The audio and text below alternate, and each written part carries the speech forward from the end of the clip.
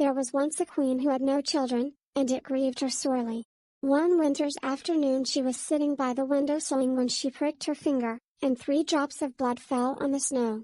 Then she thought to herself, "Ah, what would I give to have a daughter with skin as white as snow and cheeks as red as blood?" After a while a little daughter came to her with skin as white as snow and cheeks as red as blood. So they called her Snow White. But before Snow White had grown up, her mother, the queen, died and her father married again, a most beautiful princess who was very vain of her beauty and jealous of all women who might be thought as beautiful as she was.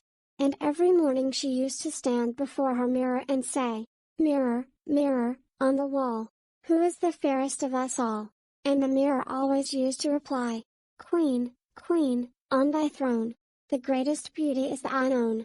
But Snow White grew fairer and fairer every year, till at last one day when the queen in the morning spoke to her mirror and said, "Mirror, mirror, on the wall, who is the fairest of us all?" The mirror replied, "Queen, queen, on thy throne, Snow White's the fairest thou must own." Then the queen grew terribly jealous of Snow White and thought how she could get rid of her, till at last she went to a hunter and engaged him for a large sum of money to take Snow White out into the forest and there kill her and bring back her heart. But when the hunter had taken Snow White out into the forest and thought to kill her, she was so beautiful that his heart failed him, and he let her go, telling her she must not, for his sake and for her own, return to the king's palace. Then he killed a deer and took back the heart to the queen, telling her that it was the heart of Snow White. Snow White wandered on and on till she got through the forest and came to a mountain hut and knocked at the door, but she got no reply. She was so tired that she lifted up the latch and walked in, and there she saw 3 little beds and 3 little chairs and 3 little cupboards all ready for use. And she went up to the first bed and lay down upon it, but it was so hard that she couldn't rest, and then she went up to the second bed and lay down upon that, but that was so soft that she got too hot and couldn't go to sleep. So she tried the third bed, but that was neither too hard nor too soft, but suited her exactly, and she fell asleep there. In the evening the owners of the hut, who were 3 little dwarfs who earned their living by digging coal in the hills, came back to their home. And when they came in, after they had washed themselves, they went to their beds, and the first of them said, "Somebody has been sleeping in my bed." And then the second one said, "And somebody's been sleeping in my bed." And the third one called out in a shrill voice, for he was so excited, "Somebody is sleeping in my bed, just look how beautiful she is." So they waited till she woke up, and asked her how she had come there, and she told them all that the hunter had said to her about the queen wanting to slay her. Then the dwarfs asked her if she would be willing to stop with them and keep house for them, and she said that she would be delighted. Next morning the queen went up as usual to her mirror, and called out, "Mirror, mirror, on the wall, who is the fairest of us all?" And the mirror answered as usual, "Queen, queen, on thy throne, Snow White's the fairest thou must own." And the queen knew that Snow White had not been slain. So she sent for the hunter and made him confess that he had let Snow White go, and she made him search about beyond the forest, till at last he brought back word to her that Snow White was dwelling in a little hut on the hill with some coal miners. Then the queen dressed herself up like an old woman, and, taking a poison comb with her, went back the next day to the hut where Snow White was living. Now the dwarfs had warned her not to open the door to anybody lest evil might befall her, and she found it very lonesome keeping always within doors. When the queen, disguised as an old woman, came to the door of the house she knocked upon it with her stick, but Snow White called out from within, "Who is there? Go away. I must not let anybody come in." "All right," answered the queen. "If you can come to the window we can have a little chat there, and I can show you my wares." So when Snow White came to the window the queen said, "Oh, what beautiful black hair, you ought to have a comb to bind it up," and she showed her the comb that she had brought with her. But Snow White said, "I have no money and cannot afford to buy so fine a comb." Then the queen said, "That is no matter, perhaps you have something golden that you can give me in exchange." And Snow White thought of a golden ring that her father had given to her, and offered to give it for the comb. The queen took it and gave Snow White the comb and bade her good-bye, and went back to the palace. Snow White lost no time in going to the mirror, and binding up her hair and putting the comb into it. but it had scarcely been in her hair a few minutes when she fell down as if she were dead, and all the blood left her cheeks, and she was Snow White indeed. When the dwarfs came home that evening they were surprised to find that the table was not spread for them, and looking about they soon found Snow White lying upon the ground as if she were dead. But one of them listened to her heart and said, "She lives. She lives." And they began to consider what caused Snow White to fall into such a swoon.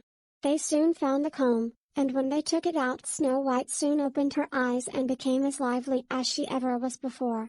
Next morning the queen went to the mirror on the wall and said to it, "Mirror, mirror, on the wall, who is the fairest of us all?"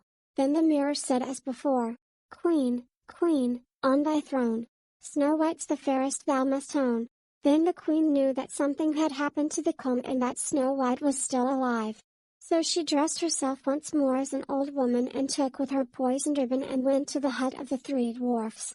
And when she got there she knocked at the door, but Snow White called out, "You cannot enter, I must not open the door."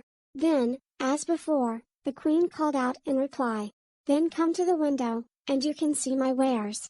When Snow White came to the window the queen said, "You are looking more beautiful than ever, but how unbecomingly you arrange your hair. Did you use that comb I gave you yesterday?" "Yes, indeed," said Snow White, "and I fell into a swoon because of it. I am afraid there is something the matter with it." "No, no, that cannot be," said the queen, "there must be some mistake. But if you cannot use the comb I will let you have this pretty ribbon instead," and she held out the poisoned ribbon. Snow White took it, and after the old woman, as she thought she was, had gone away, Snow White went to the mirror and tied up her hair with a piece of ribbon. But scarcely had she done so when she fell to the ground lifeless and lay there as if she were dead. That evening the dwarfs came home and found Snow White lying on the ground as if dead, but soon discovered the poisoned ribbon and untied it, and almost as soon as this was done Snow White revived again. Next morning the queen went once more to the mirror on the wall, and called out, "Mirror, mirror, on the wall, who is the fairest of us all?"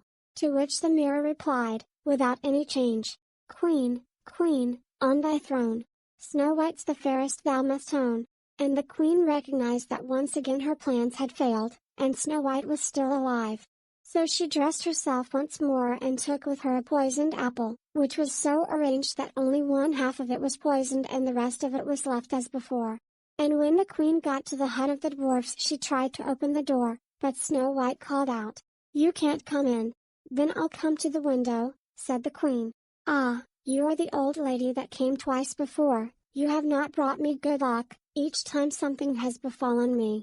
But the queen said, "I do not know how that can be, I only brought you something for your hair, perhaps you tied it too tight. To show you that I have no ill will against you I have brought you this beautiful apple. But my guardians," said Snow White, "told me that I must take nothing more from you." "Oh, this is nothing to wear," said the queen, "this is something to eat. To show you that there can be no harm in it I will take half of it myself and you shall eat the other half." So she cut the apple in two and gave the poisoned half to Snow White. And the moment she had swallowed the first bite of it she fell down dead. Then the queen slunk away and went back to the palace and went at once to her chamber and addressed the mirror on the wall, "Mirror, mirror, on the wall, who is the fairest of us all?" And this time the mirror answered, as it used to do, "Queen, queen, on thy throne, the greatest beauty is thine own." Then the queen knew that Snow White was dead at last, and that she was without a rival in beauty. When the dwarfs came home that night they found Snow White lying upon the ground quite dead, and could not find out what had happened or how they could cure her. But, though she seemed dead, Snow White kept her beautiful white skin and seemed more like a statue than a dead person. So the dwarfs had a glass coffer made, and put Snow White in and locked it up. And she remained there for days and days without changing the slightest, looking oh, so beautiful under the glass case. Now a great prince of the neighboring country happened to be hunting near the hill of the dwarfs and called at their hut to get a glass of water. And when he came in he found nobody there but Snow White lying in her crystal coffer. And he fell at once in love with her and sat by her side till the dwarfs came home, and he asked them who she was. Then they told him her history, and he begged that he might carry the coffer away so that he might always have her near him. At first they would not do so. But he showed how much he loved her, so that they at last yielded, and he called for his men to carry the coffer home to his palace. And when the men commenced carrying the coffer down the mountain, they jolted it so much that the piece of poisoned apple in Snow White's throat fell out, and she revived and opened her eyes and looked upon the prince who was riding by her side. Then he ordered the coffer to be opened, and told her all that had happened. And he took her home to his castle and married her. After this happened, the queen once more came to her room and spoke to the mirror on the wall and said, "Mirror, mirror, on the wall, who is the fairest of us all?" And the mirror this time said again, "Queen, queen, on thy throne, Snow White's the fairest thou must own."